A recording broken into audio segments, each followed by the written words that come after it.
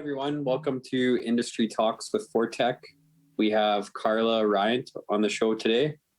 Carla is with AAFMP. Carla, can you introduce yourself and just tell us a bit about yourself? Sure. Thanks for inviting me, Brandon. It's really great to be a part of your discussion. And I have watched a couple of the sessions that you've done, and it's nice to see that you're reaching out and talking to different sectors of the industry. So as you said, my name is Carla Rhyant. I'm the Executive Director with the Association of Alberta Forest Management Professionals. I've been with the association 3 years next week, so I have an anniversary coming up.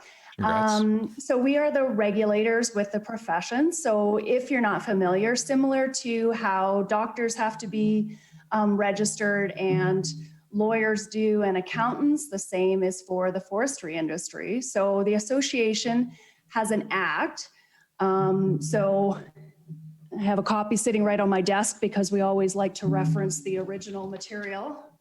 So the Regulated Forest Management Profession Act, which was new and came into effect as of July 1st, 2019. So prior to that, there were two associations, CAPF and CAPFT. So CAPF looked after the foresters and CAPFT looked after the Forest Technologists. And the association made a decision about 12 years ago now to decide to merge those two associations because you guys are working on the landscape in the same areas, often in conjunction with each other. And it made a lot of sense to join the organizations. And it also helped with lowering administrative costs, those types of things.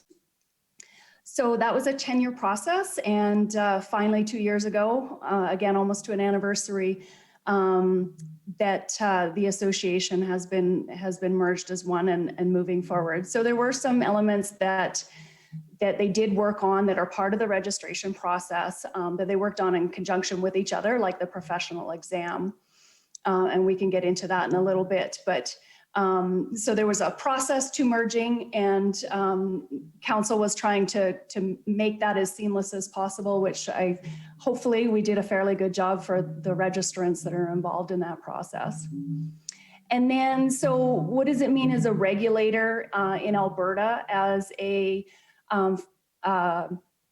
registered professional forester or registered professional forest technology? Registration is mandatory under the Act if you meet certain educational requirements and you are working in the practice of forestry. So the practice of forestry is defined in the Act. It has very specific details as to what that is.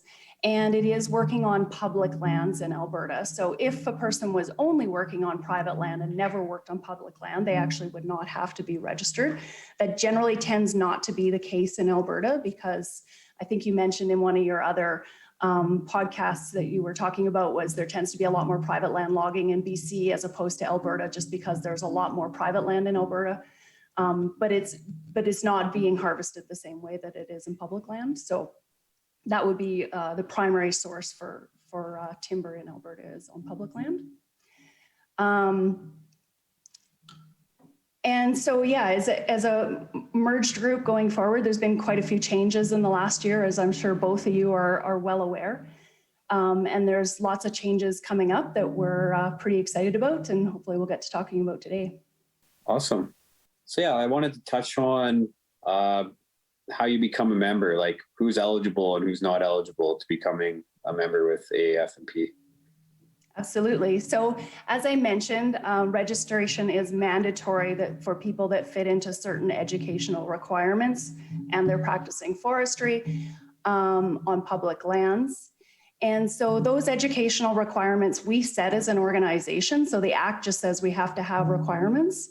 And so for both the forest technologists and for the foresters, we have schools that we recognize. We call them accredited schools and programs, sorry. And so, for example, if you went to U of A and you took the forestry program, that's a program that's accredited at a national level by a national body.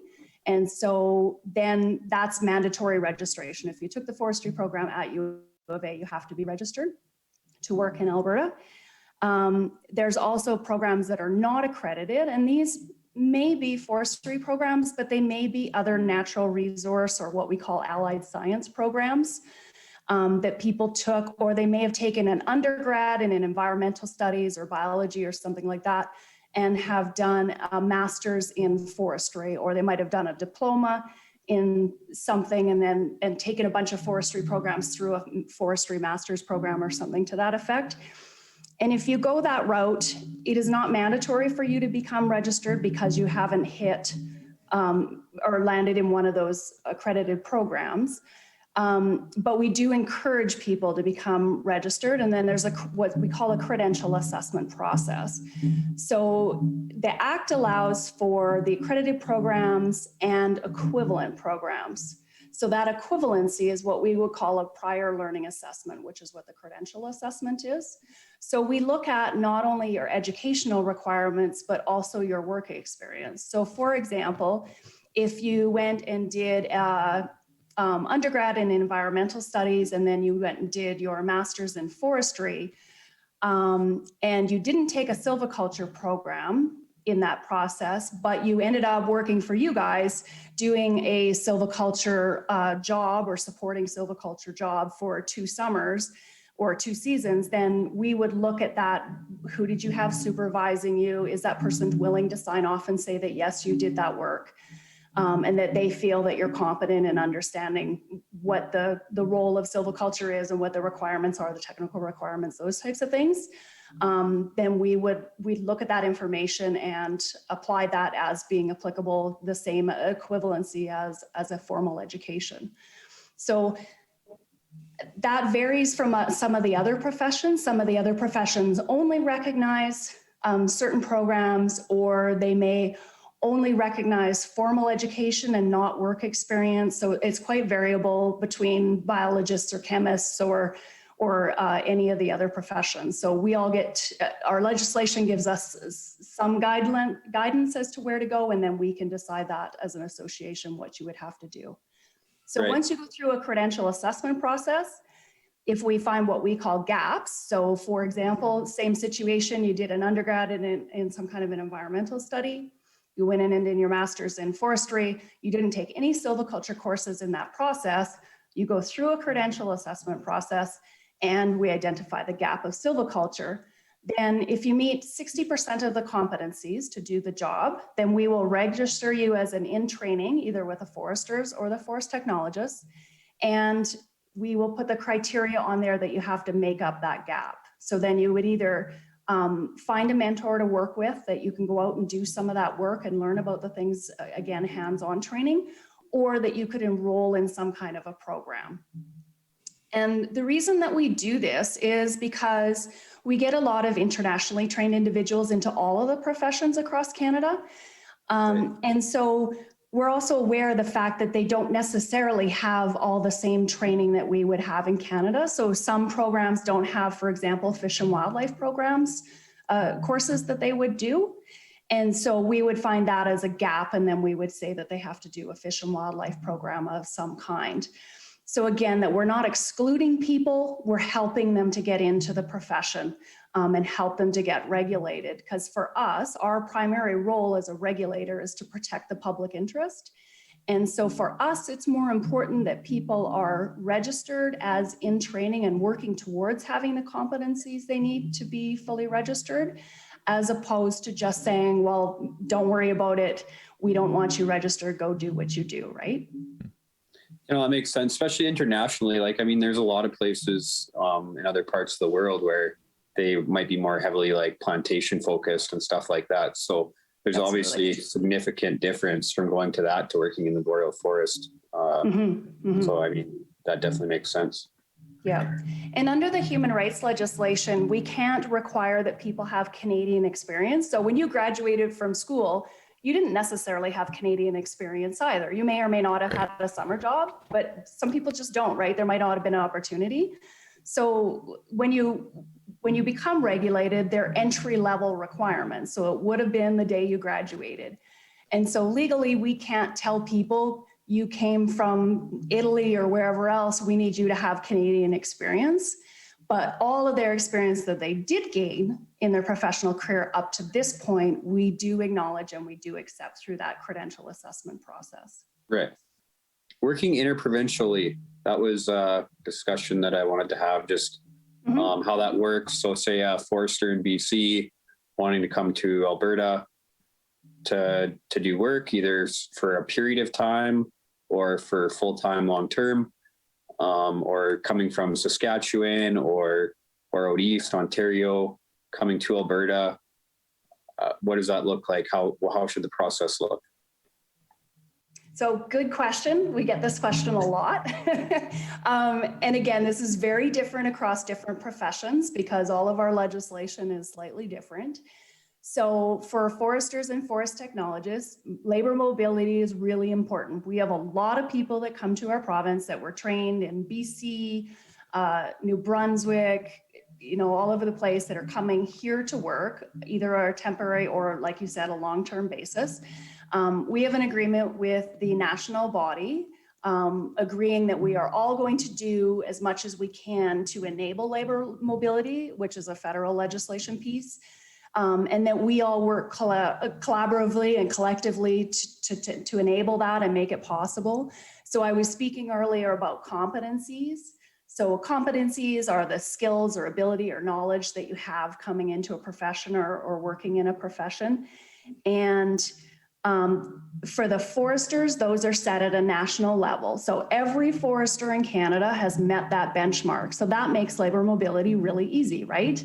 You are registered in Nova Scotia, so we're saying, yes, you can come to Alberta. With Forest Technologists, it's not the same because we don't have a national competency standard for that. So I'll talk about that shortly. But right now, what the legislation says is we have to accept people that are registered in other provinces that they can come and work here. So there's two ways to do that, as you alluded to. So there's the temporary. So individual is registered as a forester in Alberta. They're coming, or sorry, in BC. They're coming to Alberta and they're doing, for example, we get lots of people coming and doing audits for licensees. So they're coming here, they're coming to the licensee and they're going to do an audit of some part of their system. And so they would be working, for a week or a few days or whatever, short period of time. So in our system, that's called a temporary permit. So they would have to have that temporary permit to work in Alberta. And because we can't go out to every licensee and say, who do you have doing audits? Who do you have doing this? This is where it's up to the professionalism of individuals to look and see what the requirements are in every province before you get there, because some don't have temporary requirements, some do, and Alberta does. But also that obligation to report. So you would be phoning our registrar, Doug Christofiak, as the forester from BC example, and saying, I'm coming to work in Alberta, what do I do? So we would issue a temporary practice permit for them. So they're quarterly permits. And they can have up to, I'd have to look at the policy to be sure, but it's up to 2 per year for 2 years. And then after that, they'd have to look at a more permanent situation. If you're registered in BC and you're going to be working in Alberta in a more permanent situation, so we do have some of the licensees have mills in BC and Alberta, quite a few of them do. So people may be working in both jurisdictions on a long-term basis. So that's where you would come into our system as a conditional registrant. So we would accept your RPF in BC as you've met all the requirements. We say, you've checked all the boxes for education. The only requirement we have additional to that is you have to be in good standing. So no complaints, your memberships are all up to date, and you can't have any outstanding dues with the association, anything like that. So that's your good character portion. And then the other portion that is required is you have up to 24 months to complete the professional exam. So we have a professional exam, which is a jurisprudence exam. So it's a test on legislation, and they would have to do that. So they have to register for the exam, and then we would register them as a conditional registrant. So they're able to use their title, and they are able to do sign-offs, everything the same as an individual that would be registered in Alberta. If they don't pass the exam, or they choose not to write the exam, they would be moved back to a forester in training, or if they were a tech, they would be moved back down to a forest technologist in training. Cool. No, that helps explain that well. So thank you for that. Mm-hmm. Lots of good information. So you mentioned on the phone some up and coming stuff with AAFMP. Just wondering if you could tell me more about that. For sure. So the one thing that I talked about was the competencies and having a national tech standard. So as I mentioned, the national body, so that's where all of the regulators from every province that have regulators, we all work together collectively on issues like I mentioned, labor mobility and competency standards and the credential assessment process for the foresters. And formerly, they only looked after the foresters. They never looked after the forest technologists. They didn't fall under their responsibility. So we decided about a year and a half ago that we would also include the forest technologists, because there are 3 provinces that regulate forest technologists as well as foresters. And again, for labor mobility issues, we felt that it was really important. And then the other thing, of course, is it's really hard to define one profession and identify what their competencies are without looking at the other professions that they're working with. So in the last couple of years, there's a committee of us that,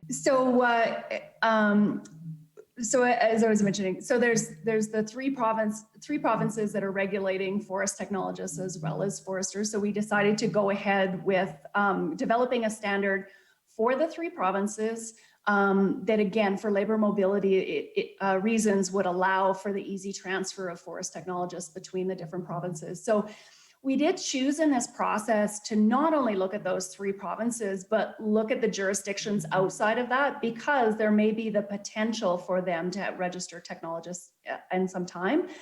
But we also recognized, as I mentioned earlier, that students are coming from those institutions in those other provinces. So with this process, we didn't only want to look at us as regulators, we've also included the post-secondary institutions. So we have a representative for BCIT, we have a representative from NAIT, we have a representative from New Brunswick as well. So including them in what is being taught at a post-secondary level, as opposed to what it is that we need or want as regulators, because obviously we see across the country there's quite a bit of variability in what's being taught, because there is some differences between, you know, hardwood forest management versus boreal forest or coastal, those types of things, and the skills that are being taught.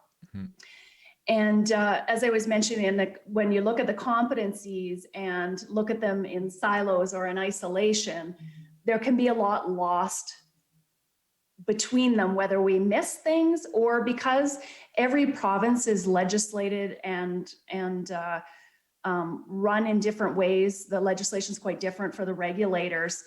So for example, BC, the forest technologists have sign off for government documents and whatnot, and that we're the only province in Canada that does that. So sometimes when we look at what are the competencies or how we apply those competencies, it can be different by jurisdiction. So we have to figure out at a higher level, what are the competencies that apply to everybody that could be used across the country as as I mentioned, the entry standard. So that process has been going on for a little while, and right now we're getting down to the competencies and clearly going through. So we've collected every province's competencies they're using. We've collected every post-secondary's institutions, outcomes that they have for the courses, and we've looked at other tech standards that are out there and gathering all that information together, and then we're going to synthesize it down into standards. And then we would actually be planning and hopefully having the execution of a national standard, the same as what there are for the foresters. So go through that same, almost a third-party assessment of the credential assessment, as opposed to right now, we would do that internally. We have a committee of registrants that are going through each of those credential assessments for the forest technologists and looking to see what each individual is providing as their experience or education. Yeah, I think that's great. Like it makes it really easy, especially for students getting started in their career to grab any opportunity they have to get started in the profession and be able to transfer that experience between provinces. I think that's excellent. And I think it's important because, like I said, in the protection of the public interest, it's really important that we have as many people regulated as possible because we define a code of ethics. And so all of you that are registered must meet and work within that code of ethics. We also have the continuing competence program that we manage. So everyone that's a registrant is required to do ongoing education every single year to make sure that you're keeping up with the changes that are going on, either in science or legislation, any one of those. And so, as a national body, we want to make sure there's as many people registered as possible, but also, like I mentioned, that university programs are offering a greater variety of programs than what was traditionally offered. So we're finding a lot of people will go into an undergrad program and then end up getting a summer job working in forestry and go, oh my God, I just love this. Right. And so they finish their undergrad and then go into a master's in forestry. So if they haven't consulted with somebody at the university or us to figure out what the gaps are for registration, because we base our registration on an undergrad program for forester, for example, if they haven't gone through that process, they'll actually finish with a master's, and often we'll see that people are short like 2 courses. Right. So they come to us and they say, oh, I want to do a master's, and they're so excited. They love their job in forestry. They want to feel like they're contributing. And then we go, oh yeah, by the way, you need to go back and take 2 undergrad courses to be able to qualify. And they're like, what, are you kidding me?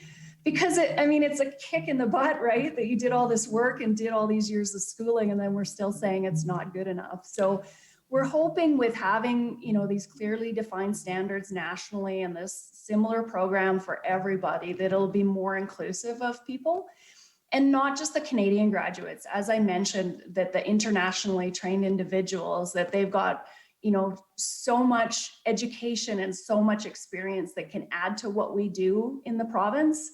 Because they often have a different way of looking at things, or, different, like Brandon had mentioned, sometimes the education is just different, but there's lots of things that can be applied or that are transferable knowledge that we don't want to exclude those people either.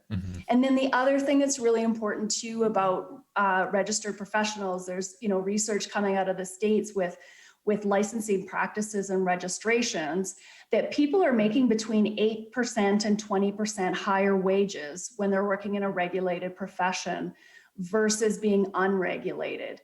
So again, your job opportunities become higher. A lot of job postings require registration. And a lot of the licensees have programs that they run, that they're selling their product through, that are ISO standards, that require them to have regulated professionals doing the work, whether it's contractors or whether it's employees. So again, the more people that are regulated, then that gives them more opportunities of people that they can hire and make sure that they're meeting their standards to make sure they can get into the markets that they want to be getting into to sell their products. That's great. Yeah, that makes sense. That having that higher standard definitely can be used in a lot of positive ways. Okay, Brandon, we got Brandon back here. Go outside. Sorry, guys, we had to evacuate the building, but here now. So, yeah, that was pretty much all my questions. I got slightly sidetracked there. I'm not sure, Mark, if you had anything else you wanted to ask Carla. I think she did a great job. You really explained a lot about AAFMP and how it came to be, and sort of what's next and coming forward. So thank you for that. I do have one more thing that I can mention too. Yeah, depending on sure. how long or how long-winded you can cut out some of my talking. I don't know how long the podcast were. I would pay attention to that. But so one of the other initiatives, and this has been going on for a little while, so probably everyone rolls their eyes when they hear this, but is the exam modernization process. So everybody knows Chanel Wilkinson. She's worked with the association for a number of years. She was the executive director with CAPFT. And so she's still with us. She's an education outreach lead for the association. And a large bulk of her time has been spent in the last just about 2 years now, working on doing some updates to the exam and doing a evaluation of the exam. So we call it a blueprint, when she's tracking performance of questions and what types of questions we have, what the success rates are on the questions, those types of things. And the reason that we wanted to do that is the council had decided prior to me starting that they wanted to create an online exam. So right now it is a paper written exam. Prior to COVID, you had to come to Edmonton, travel, some of you very long distances, 7, 8 out, 9 hours to get here each way. So we didn't want to rush and create something that was just a bad version of what we had, or maybe not more easily accessible, but the same thing. And so Chanel's been doing a big research project as the second phase of the exam modernization, is connecting with subject matter experts and registrants of the association, and also other external bodies like the BC ABCFP, the regulator in BC, some of the other regulatory bodies outside of our industry as well, to find out some best practices and what's worked for them. So she's in the process of wrapping up that research project and writing up a paper for us to use as direction moving forward. So there's been some exciting information and some disappointing information. Some things we knew and we recognized that they needed to be changed. That's why council wanted to change the exam in the first place. But I also think that there's some big opportunities where we can help people more with a registration process and with the mentorship program and coming into their career. And so it'll be a rollout process. It won't be a cut and dry, the exams like this one writing, the exams like that, this a different way, the next writing. We're hoping to move forward with more of a modular base so that you wouldn't be sitting down writing it all in one session. It would be you're working like BC has, you work on one module. When you finish that, you work on the next module, and it would take you 2 years approximately to get through that process, because that's how long the mentorship program is.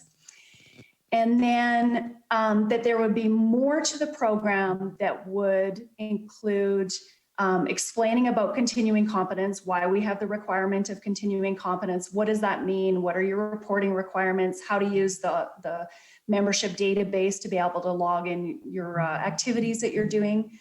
And then also looking at what is a professional regulator? What is the obligation as a professional?